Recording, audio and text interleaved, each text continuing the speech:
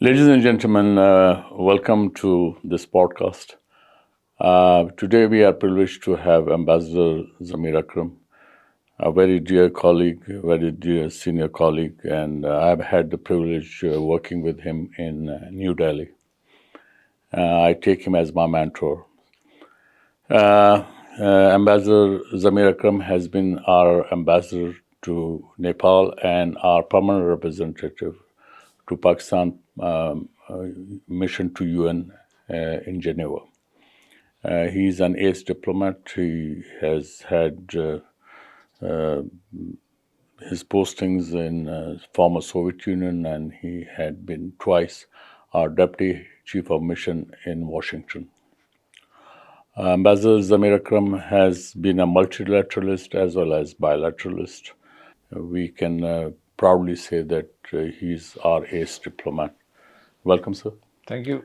Today we have bothered Ambassador Zamir Akram to talk about Trump's 2.0. He has been in the United States twice, and he has a very keen eye on the United States, its politics, as well as U.S. relations with Pakistan. He himself has been directly involved in many crucial negotiations.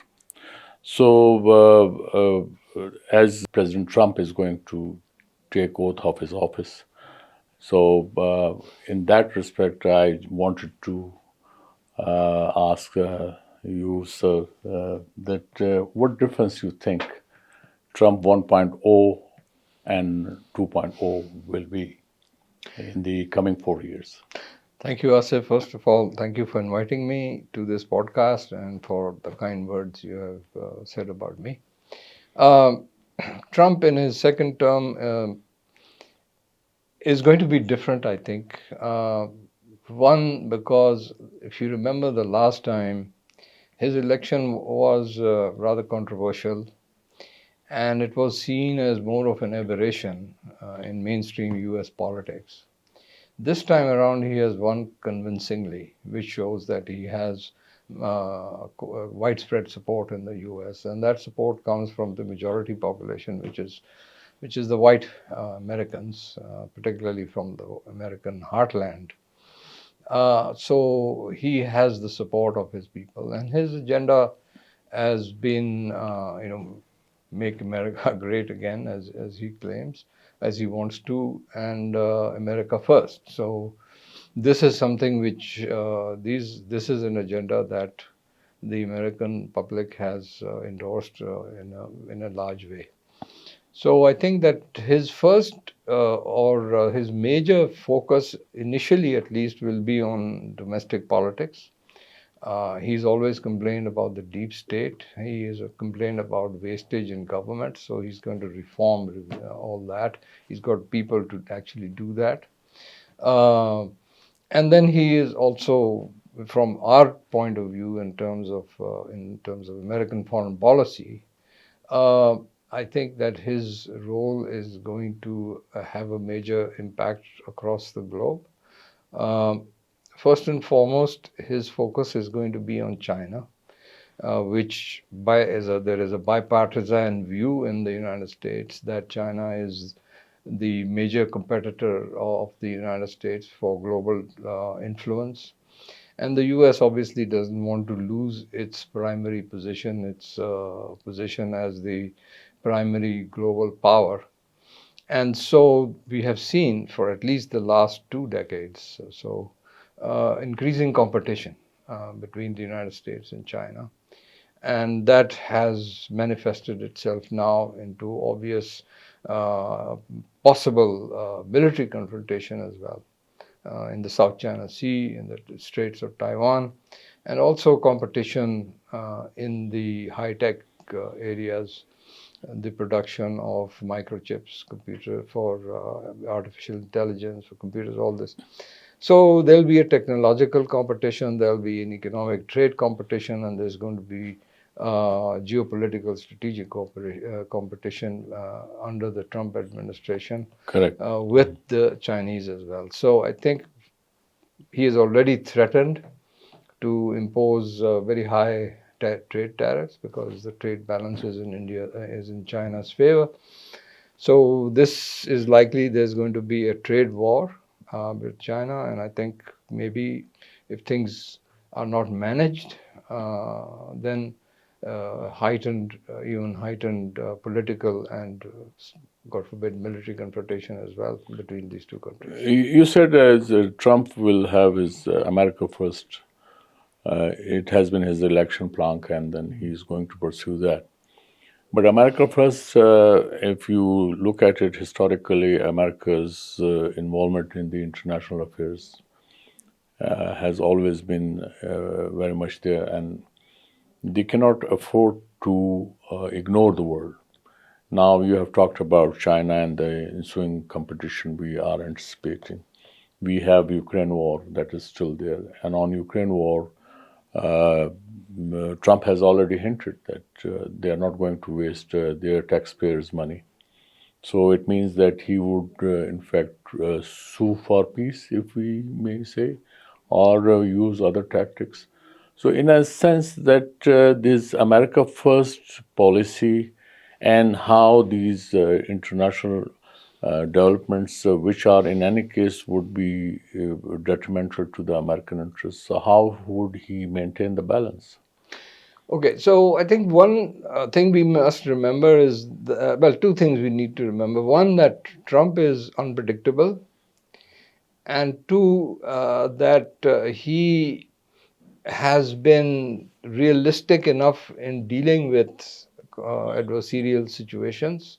So, in this first term, the US did not go to war with any other country, despite the fact that there were tensions with, say, North Korea or with Iran, or even with China at that time. So, in this term, it is possible, and Trump has said this much, that he sees the Ukraine war as a war that has hurt the U.S. Interests, and that he will try to bring an end to this war. The question is now, on what terms will that happen? Because of course the Soviet Union is also a major power. Russia is also a major power, and in this Ukraine war, Russia has occupied key areas of Ukraine, the Crimea, the Donbass. And the Russians see these as a very strategic, being very strategic interests of the Russians are served by occupying the Crimea and these areas. So we will have to see whether on what terms Trump can facilitate an end to the Ukraine war, because I don't see the Russians giving up on the Crimea and the Donbass. Let me interrupt here. If Russia's claim on Crimea is accepted, it means that Trump has taken the cue from the Russian experience, and he's talking about annexing Canada or elsewhere in Greenland, buying Greenland, and I think those are not realistic. I don't think that's likely to happen. Even under Trump, I think that there is a limit. He may say these things. More problematic could be his approach towards the Panama Canal and the relations with Panama, because Panama is a small country. But it's going to be difficult for the U.S. to kind of reverse policy over so many decades over that issue. But coming back to Russia, I think Trump is one president that is committed to end this war, which is a senseless war as far as I'm concerned. It is just a war that was imposed on the Europeans, and in particular on the Ukrainians, who were being used as cannon fodder. Correct. To basically contain Russian rise or Russian power in Europe. And from the Russian point of view, the Ukraine war is seen as a threat to Russian security, because historically they have always seen Russia being attacked from the West, from Europe. So this is how they view and they see Ukraine as a start of a campaign to undermine Russian security. So Now, I want to take you to the Middle East situation. Luckily, there is a ceasefire now after 15 months of death and destruction. And Netanyahu agreed for the ceasefire as well as exchange of prisoners. And it is now being, in fact, commented that it was actually the Trump's threat which worked, that you have to reach a ceasefire soon because otherwise he's going to be very harsh. You think that Trump in 2.0 will play some positive role in bringing peace to the region, especially with regard to, is there any chance of two-state solution? well, we have to look at the facts and see what exactly has prompted this ceasefire. Because a ceasefire could have been achieved a long time ago. At least a humanitarian ceasefire for humanitarian assistance could have been achieved. Yeah. But it was rejected by the Netanyahu government in Israel and the extremists that are running that country, resulting in widespread killings, persecution of the Palestinians, and especially in Gaza. And we have seen the unfolding of genocide against the Palestinians, in which the Americans are directly complicit because they have helped them. They have helped the Israelis with weapons and money and political diplomatic support, vetoing resolutions in the Security Council calling for ceasefire. So now what has changed? I think the reason why, and look at the terms of the ceasefire agreement. Yes, the Palestinians have taken a beating, but they've also demonstrated great resilience in fighting back. And even Blinken admitted that the recruits for Hamas have actually increased as a result of this. The Israelis have also taken major casualties. They've also expended a lot of their military capacity in this war. But the Hamas remains undefeated. And the terms you realize in exchange for the hostages that the Hamas took from the Israelis, they are giving far many more Palestinians are being released that were in Israeli prisons. So this is a situation which has arisen because of the failure, I would say, of the Israelis to really, Netanyahu had threatened that he will wipe out Hamas. That has not happened. So I think one of the reasons is that the circumstances are such that have brought about this ceasefire. And Trump, who had said that he would end wars, probably did have a role in convincing the Likud party and Netanyahu that he needs to bring this to an end. But we must remember that in the United States, the Jewish American lobby is an extremely powerful force. They are so powerful that no president can be elected without their support. If they are opposed, that no politician can come to any office because of that influence that they have. So Trump knows this. Every American politician knows this. And so when in office, he is unlikely to do anything which the Israelis themselves are not willing to accept. Okay. Now, last time around, he tried this through this Abraham Accords. Yeah. He tried to finesse the Palestinian issue by promoting a understanding between Israel and the Arab countries, particularly the major Arab states like Saudi Arabia and the UAE. He would likely revive that effort. But since his last term to this time, within these Arab countries, there is a great deal of resentment against Israel. So I would say that in order to find a solution, Israelis will have to accept a two-state formula. They will have to accept a solution in which the Palestinian state will need to come into being within well-defined and well-protected borders. That would be the price that a solution will need to be worked out, irrespective of how much influence Mr. Trump will have or not have. But Netanyahu, in fact, during past few months has been totally against going for the two-state Yes. solution. And in fact, one reason they say that why this Hamas attacked on 7th October 2023 was that Israel and Saudi Arabia were at the advanced stages of reaching some kind of an agreement. And so Hamas, in a way, sabotaged that.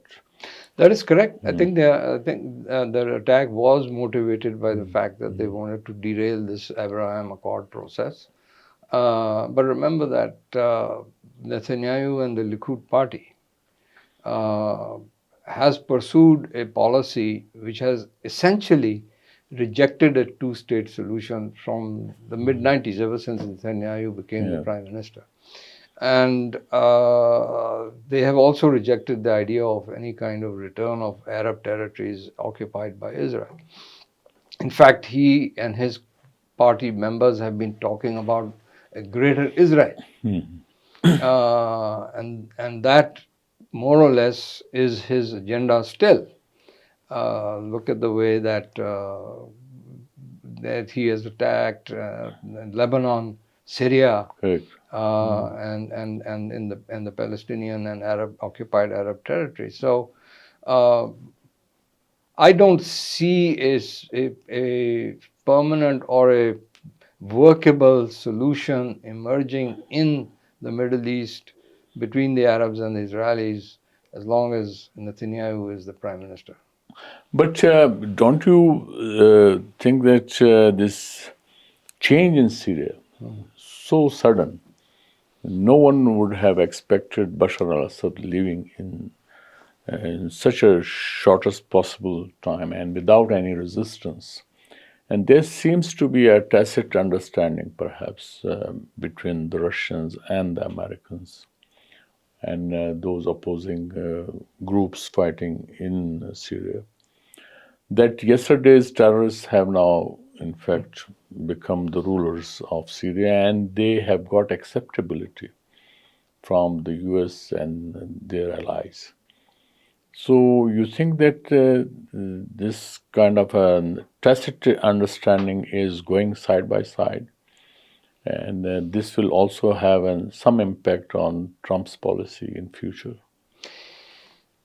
Well, I think that the Bashar al-Assad regime collapsed so suddenly because the Russians, who are their main supporters, were preoccupied in Ukraine.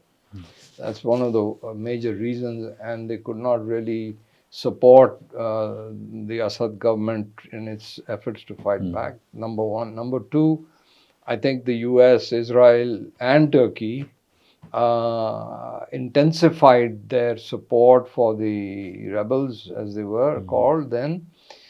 And this issue about yesterday's terrorists being today's rulers, that's realpolitik, if you wish to say this, because there was a time, if you remember, the US was accusing ISIS of terrorism in Iraq, while supporting the same ISIS in Syria. Correct. So these are obvious double standards. And there are big, questions about ISIS. ISIS itself, as to who supports them and where. And because who in arms 2017, Russian Foreign Office spokesperson, in fact, unequivocally said that these ISIS guys have been transported to Afghanistan in unmarked helicopters. I'm aware that the Russians have said that. And then subsequently, while not in power, former President Hamid Karzai uh, talked about these ISIS people have been brought in Afghanistan through unmarked helicopters. This is true. This has been happening, and the other facts are that ISIS has never attacked Israel. We know that during this war, when they were during this Syrian civil war, ISIS casualties, ISIS wounded, were being treated in Israeli hospitals. And then Trump was ruling. Yes. So they've been treated in Israeli hospitals. And so there is a strong basis to think that yes, there is a connection there between the Western powers and its allies and ISIS. So close to the region now.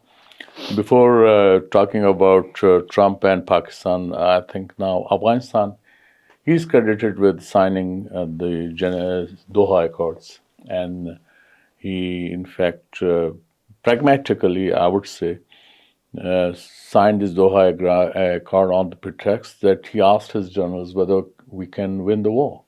And the answer was no. He said, then why we are wasting our blood and treasure? Almost $50 billion a year they were spending in Afghanistan. So he was pragmatic. And then, as you said in the beginning, that he is also anti-establishment, or perhaps military-industrial complex in the United States does not like him. So he's posing big challenges. But now they are out of Afghanistan. Biden, in fact, implemented the accords, withdrew from Afghanistan. But do you think that at the same time, Biden ignored Afghanistan also? They did not remain engaged with the Taliban.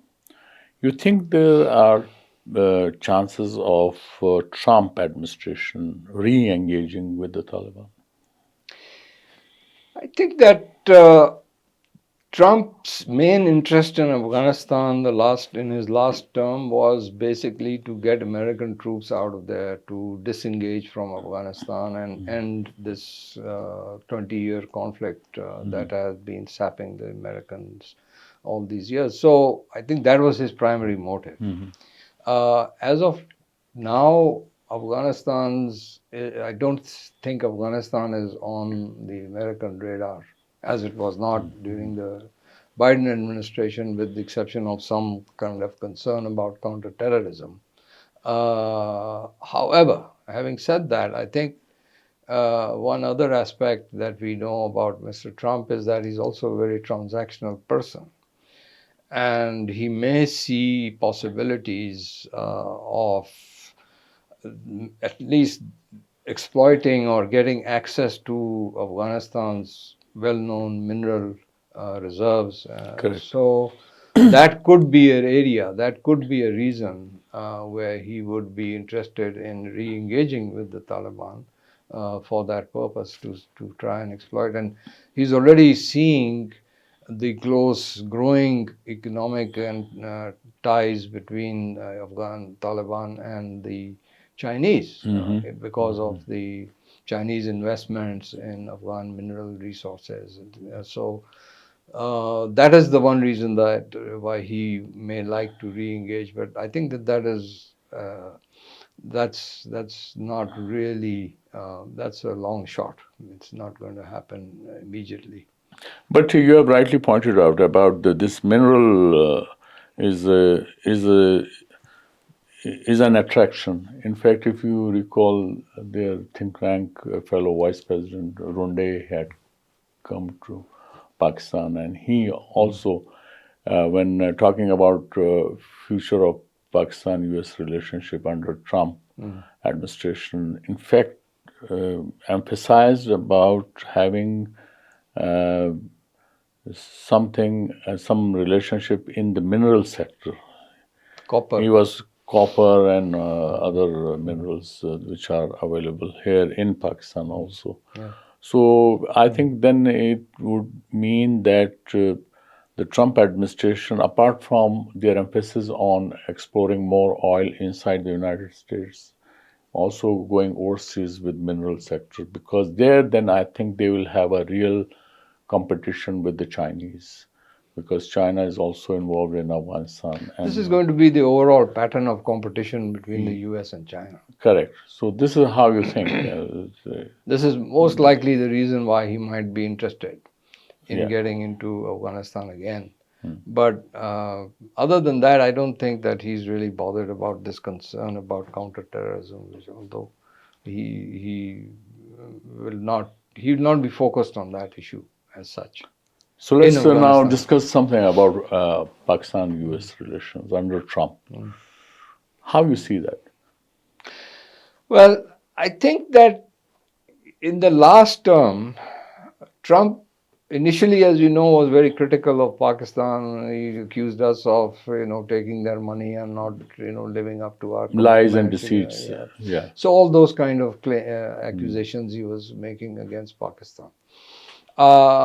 However, when the Trump administration decided that we have to pull out of Afghanistan, they realized that in order to do that, they need to engage with the Taliban. And Correct. to engage with the Taliban, they needed Pakistan to facilitate it. Yeah. So that's when the relationship took a turn and for the better, and relations improved.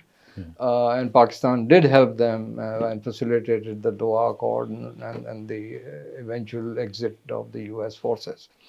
That compulsion is no longer there for Trump in his second term. So I think that Pakistan, if at all they will focus on Pakistan, is for something that has happened in the last few days of the Biden administration. If you recall, towards the end of December, the Deputy National Security Advisor, Mr. Feiner, made an outlandish and, in my view, an absurd accusation that Pakistan's long-range missiles can threaten the U.S. security and pose a threat to the United States.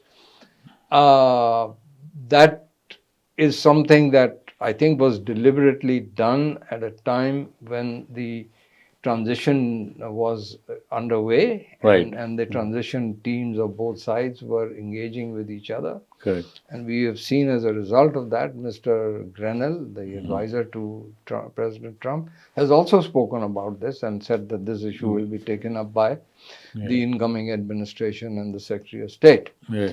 So that's one thing that's going to be, I think that that is going to be on their American agenda, at the top of their agenda vis-a-vis Pakistan. I also think that the designate Secretary of State, Mr. Marco Rubio, and the designate National Security Advisor, Mr. Waltz, both of them are very pro-India. And they are pro-India because they are very strongly anti-China. And therefore they see India as a counterweight to China, and the Indo-US partnership is very important for them. So they view Pakistan through two hostile lenses. Yeah. One is the lens of India, and the other is the lens of China because of Pakistan-China relations. So this is a difficult environment that we will face with these two people running American foreign policy. On the other side, of course, is the possibility that we discussed earlier: is what are the commercial benefits, if there are any. If the U.S. wants to see, if under Trump would like to engage in, say, mineral extraction, exploitation, all those kind of things, that could be a possibility that can moderate American policy. But I think, don't you think that Americans already know our relationship with China? And they know. The problem is that they think that, you see, we are pursuing, as we have always done, we want to pursue a balanced relationship between China and the United States. China is our long-standing, all-weather partner, friend, and we don't want to sacrifice that relationship for anyone else. At the same time, we do not seek any hostility. Rather, we seek partnership and cooperation with the Americans.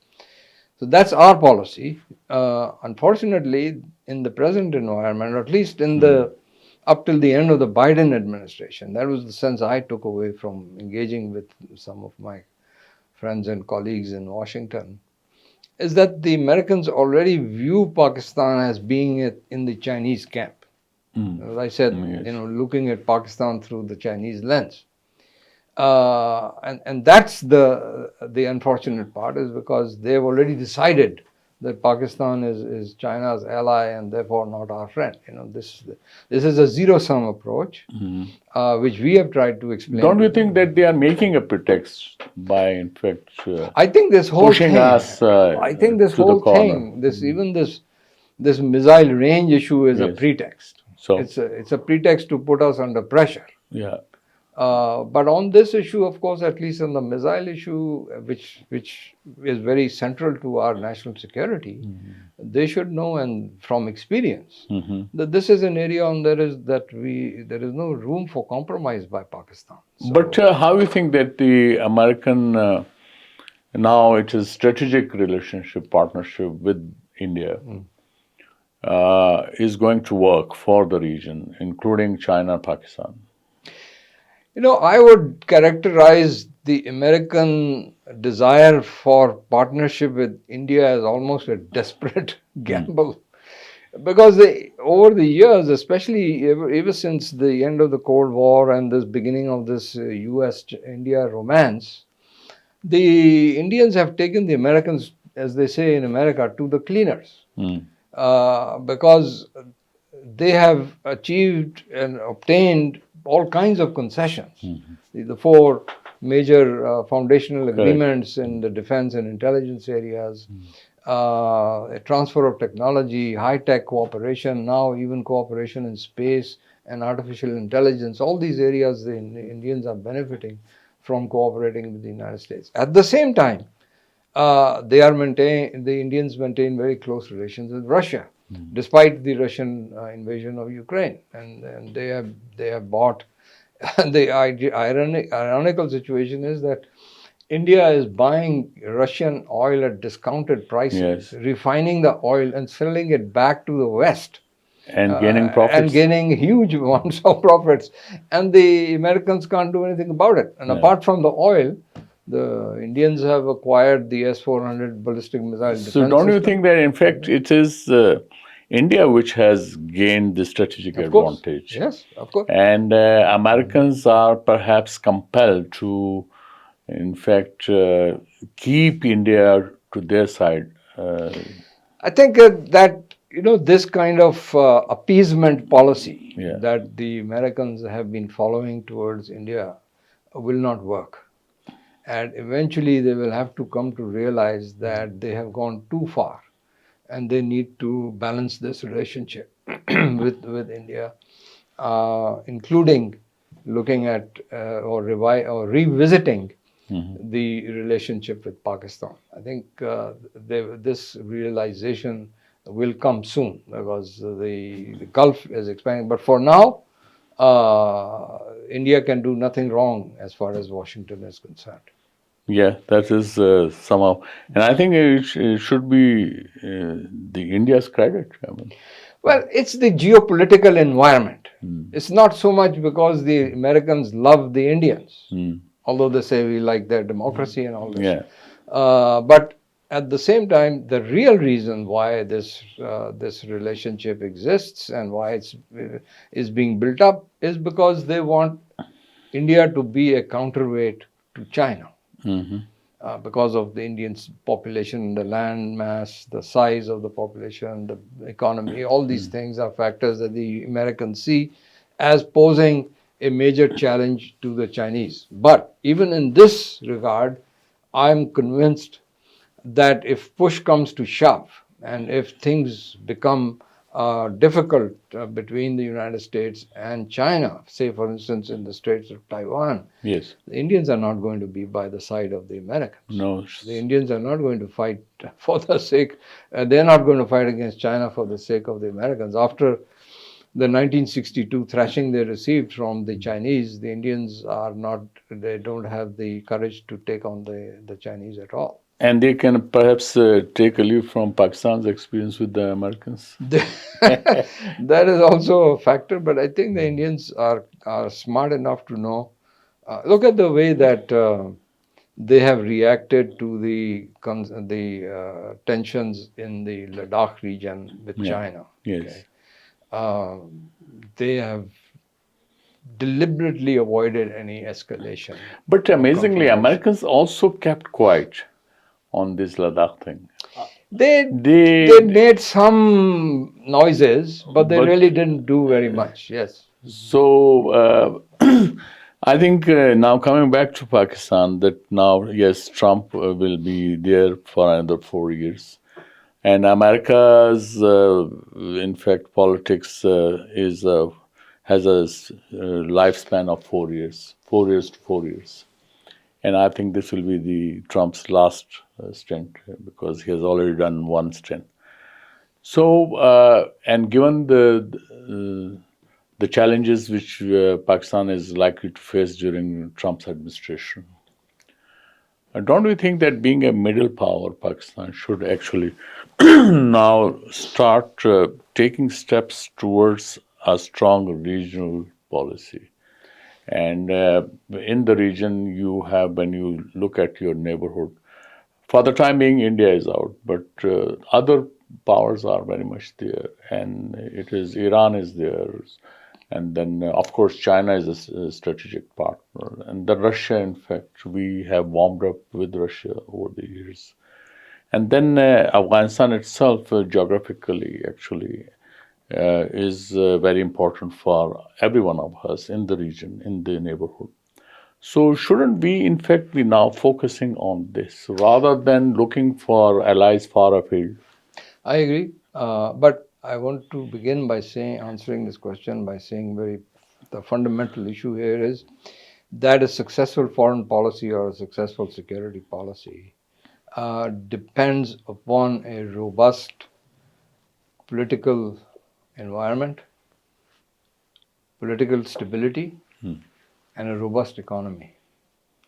Unfortunately, at the present time, we are going through a political crisis. I would say we have a political situation is difficult in Pakistan.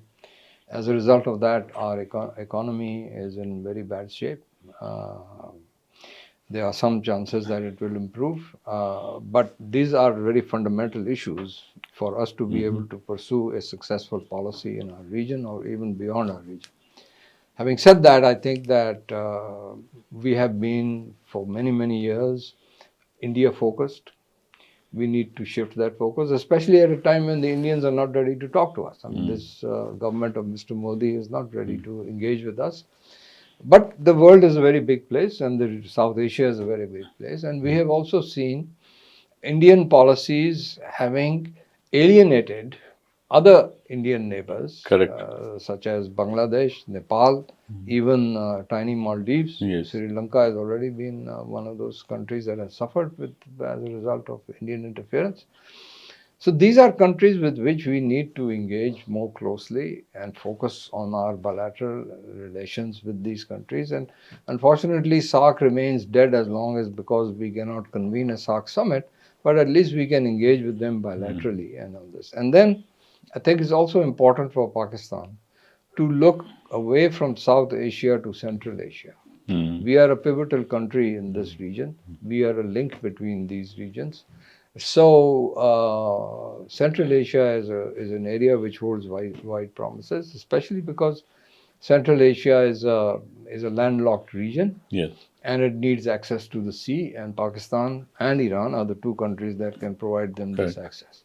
So we need to work with them. We need to work with Iran as well. But most importantly, I think it's absolutely critical that we mend fences with Afghanistan.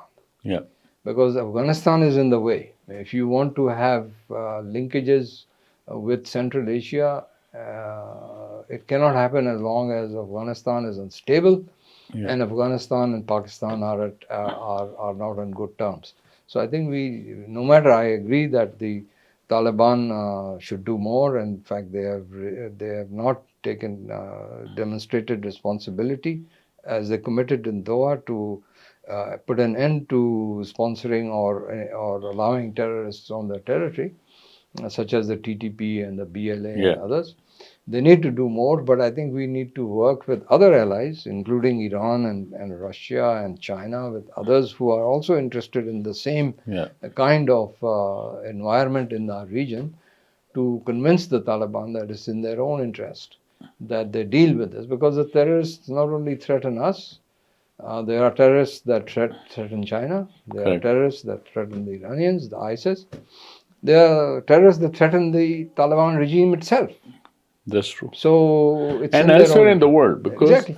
So, ISKP is very much in Afghanistan. but we need to treat. I think the answer to the approach towards Afghanistan should be to treat them as equal partners, as a sovereign state.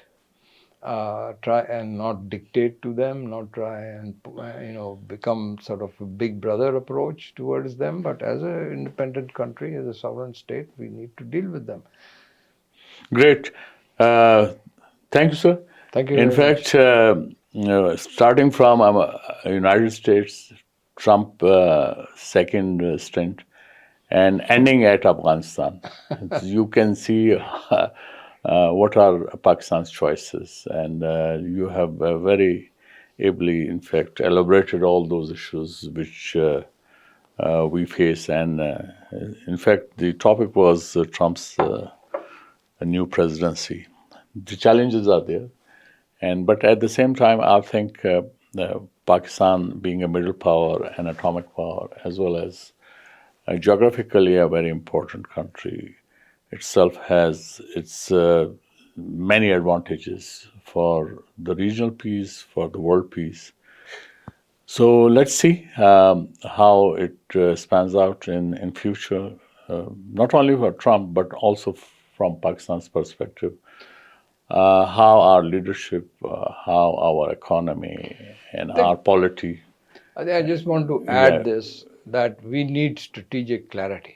Yes. That is very important for us to have, is clear-cut idea of our strategic objectives. What do we want? That's very important, and I think we're still grappling for that. And let's hope the good sense prevails, and Pakistan, with tremendous potential, has all the trappings to become a world power. Thank you for watching.